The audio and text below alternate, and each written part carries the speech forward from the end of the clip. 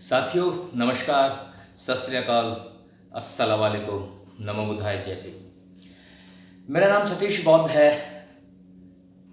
आप सभी के बीच में अपनी राय रखने के लिए उपस्थित हूँ। अभी कल ही की बात है। एक तो गड़बड़ ये है कि ये जो न्यूज़ चैनल वाले हैं, इन लोगों ने व्यवस्था बड़ी उल्टी पुल्टी कर रखी है। लेकिन जब इनके नेतृत्वकर्ता कोई बात कहते हैं तो उसे बड़े ही अच्छे ढंग से पेश करते हैं। तो कल संसद के पटल पर लोकसभा में माननीय प्रधानमंत्री जी ने एक बात कही। माननीय प्रधानमंत्री जी कह रहे हैं कि एमएसपी जैसा है वैसा ही रहेगा, एमएसपी में कोई बदलाव नहीं होगा, हम एमएसपी चेंज नहीं करेंगे, लिहाजा किसानों को डरने की आवश्यकता नहीं है। एमएसपी ऐसा कैसे रहेगा?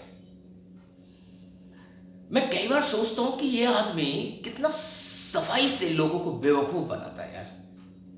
मतलब how intelligently he makes fool of the people. कितना बेहतरीन ढंग से शब्दों का इस्तेमाल करते हुए लोगों को चकरघिन्नी बना देता है। लोग ये नहीं पहचान पाते हैं कि व्यक्ति हमारे पक्ष में बात कर रहा है या व्यक्ति हमारे विपक्ष में बात कर रहा है। ये व्यक्ति हमारे भले की बात कर रहा है या हमें बर्बाद करना चाहता है। जैसे ये शब्द आया कि एमएसपी ऐसी की ऐसी रहेगी, लिहाजा किसान ना डरें, एमएसपी में कोई बदलाव होने वाला नहीं है। बहुत सारे किसान तो ये सोचेंगे यार कितनी अच्छी बात कही है प्रधानमंत्री जी ने। लेकिन ध्यान देना, मैं थोड़ा सा अपना रुख यह प्रकट करना चाहता हूं।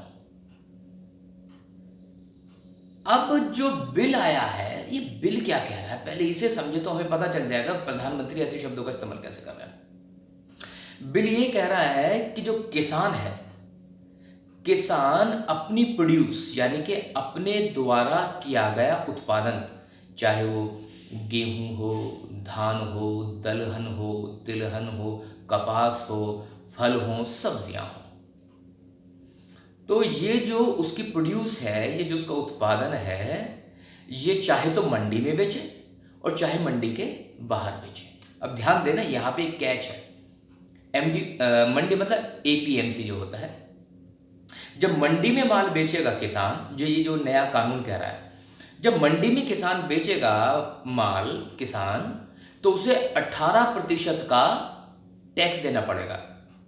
अभी तक जो इन्फॉर्मेशन 18% की है, अब ये बाकी चेंज करें क्या करें, ये it is up to them, लेकिन हमें टैक्स देना पड़ेगा। मंडी में टैक्स देना पड़ेगा। लेकिन अगर किसान मंडी के बाहर बेचता है तो वहां किसान को टैक्स देना नहीं पड़ेगा। मंडी के अंदर बेचता है तो एमएसपी लागू होगी। अगर मंडी के बाहर बेचता है तो एमएसपी लागू नहीं होगी। ठीक, अब इसकी कैच समझो। जब टैक्स मंडी में देना पड़ेगा तो अधिकांश किसान ये सोचेगा कि मंडी में बेचने के बजाय मंडी के बाहर बेचा जाए, काहे को टैक्स देना।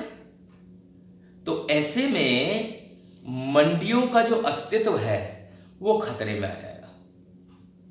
अब जैसे ही मंडियों का अस्तित्व खतरे में आएगा तो प्राइवेट प्लेयर जो है वो मजबूत हो जाएंगे। जैसे ही प्राइवेट प्लेयर मजबूत हो जाएंगे तो वो एक अपनी लॉबी बना लेंगे।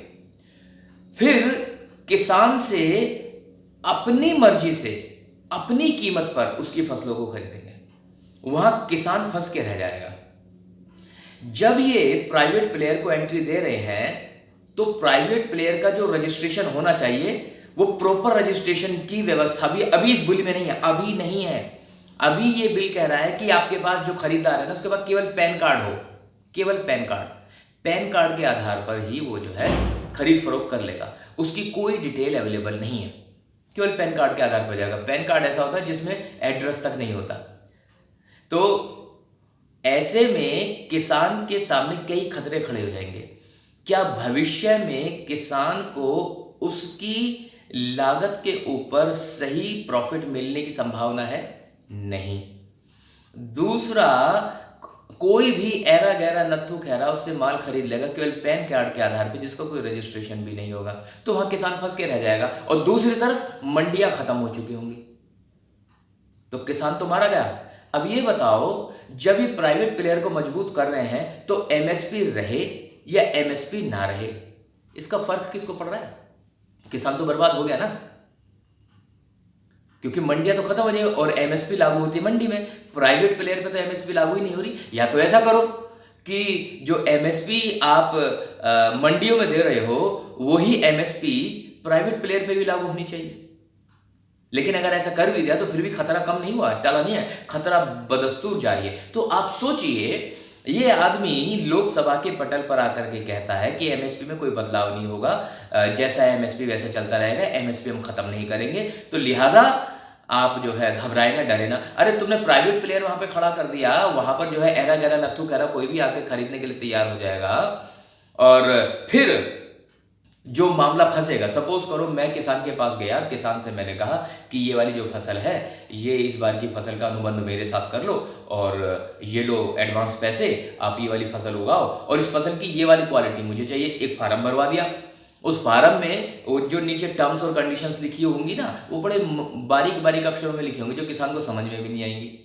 फिर उस समय क्या होगा, अगर जरा भी क्वालिटी में फर्क रहा, क्वालिटी में फर्क आ सकता है, क्यों आ सकता है भाई, खेत में जो है बीमारी लग सकती है, कीड़े लग सकते हैं, खरपतवार आ सकती है, कई बार ज़्यादा बारिश हो सकती है, कई बार सूखा पड़ सकता है, कई बार सिंचाई की व्यवस्था अच्छी नहीं होती, कई बार यूरिया ज़्यादा डल जाता है, डीएपी ज़्यादा जल जाता है या कम हो जाता है, उसकी वजह से थोड़ा बहुत 19-20 फर्क आएगा। जब फर्क आएगा तो ऐसा भी तो हो सकता है प्राइवेट प्लेयर कहेगा यार तुमने जो प्रोडक्ट बनाया है ना वो मेरी क्वालिटी के स्टैंडर्ड के हिसाब से नहीं है, तो लिहाजा मैं इसको नहीं खरीदूंगा। अब क्या होगा, अनुबंध में मामला फंसेगा, मामला फंसेगा तो फिर जो है कानूनी कार्रवाई होगी। अब दोनों के दोनों जाने की व्यवस्था है एसडीएम के पास। एसडीएम के पास क्यों जाए भाई, एसडीएम तो बिका हुआ है, एसडीएम के मुंह पे गुलाबी नोट मारेगा प्राइवेट प्लेयर और जो है अपने पक्ष में न्याय ले लेगा। तो ये बताओ इसमें एमएसपी का रोल कहां है? अगर एमएसपी की फिर भी बात करते हो तो भारत में बामुश्किल 6% किसान हैं जो लोग एमएसपी से प्रभावित होते हैं। बाकी का क्या, आपको जानकर हैरानी होगी 60% से ज्यादा किसान तो ऐसा है जो भूमिहीन है, जिसके पास भूमि है ही नहीं। उसके बारे में कौन सोचेगा, उसके बारे में कौन सोचेगा?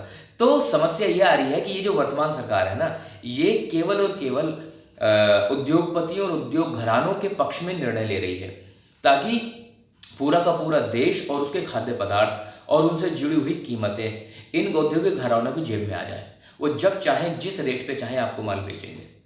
आप ध्यान दीजिएगा, अभी सरसों का तेल है, सरसों का तेल अब से 1 साल पहले क्या रेट था और आज क्या रेट है, उठा के देख लो, आपको पता चल जाएगा कितना बड़ा डिफरेंस आ गया। मुझे अच्छे से याद है, तिल का तेल मैंने जो है 80-85 रुपये खरीदा था 6 महीने पहले, 90 रुपये ज़्यादा से ज़्यादा। आज की डेट में 130 रुपये का वो हो रहा है तिल का तेल।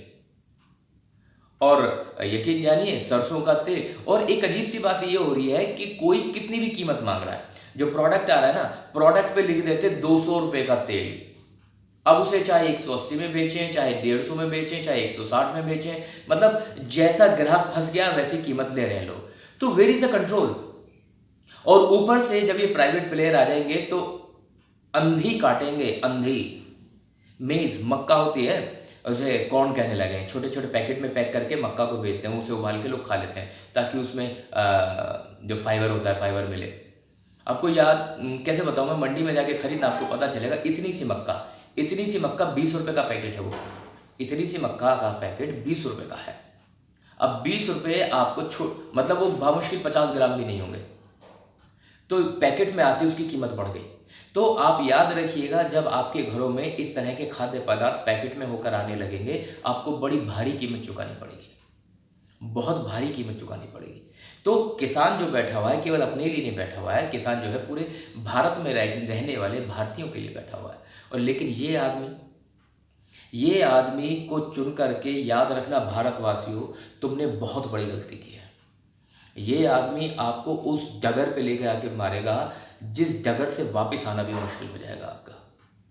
तो मुझे अच्छा लगता अगर इन 3 कृषि कानूनों को लाने के बजाय किसानों की मदद की जाती कि जो इंसेक्टिसाइड है उसकी प्राइस, उसकी जो कीमत है वो घटाई जाए, जो खरपतवार नाशक है उसकी कीमत को घटाया जाए, जो है वीडीसाइड है या फिर बीमारी की दवाइयाँ हैं वो दवाइयों की कीमत घटाई जाती, यूरिया और डीएपी की कीमत घटाई जाती है, सिंचाई में आने वाली लागत को कंट्रोल किया जाता ताकि किसान की लागत कम आती और फसल बेहतर हो सकती थी। बड़ा अच्छा लगता जब ये बिल लेकर के आते कि किसानों की ट्रेनिंग होगी और वैज्ञानिक आएंगे और विभिन्न फसलों के बारे में जानकारी देंगे, सॉइल की टेस्टिंग के लिए विशेष जानकारी देंगे, कौन सी फसल के लिए किस तरह की सॉइल होनी चाहिए और किस सॉइल में किस तरह की नमी होनी चाहिए। तो उसके संबंध में अगर ये जानकारी देते, किसानों को एम्पावर करते तो ज़्यादा अच्छा हो सकता था, पर ये हो ना सका और अभी आलम है कि तू नहीं तेरा गम, तेरी जुस्तजू भी नहीं, और गुजर रही है ज़िंदगी इस तरह, इसे किसी के सहारे की आरज़ू भी नहीं, और बस यूं ही रह जाऊंगा कभी खो के मेरी हम नफस, तू मुझे जवाब दे या ना दे, बस कभी कभी मेरे दिल में ख्याल आता है। खैर, मन में बहुत सारे उद्गार आते हैं, बहुत सारी बात कहने का मन होता है, परंतु समय की अपनी सीमा होती है। मैं आपसे इसे निवेदन करता हूँ कि इस आदमी की जब भी बात सुने तो ध्यान से सुने कि बहुत चालाक आदमी है, आपको मूर्ख बना रहा है। किसान भाइयों, आप डटे रहो, हम पूरी तरह से आपके साथ हैं। नमो बुद्धाय, जय भीम।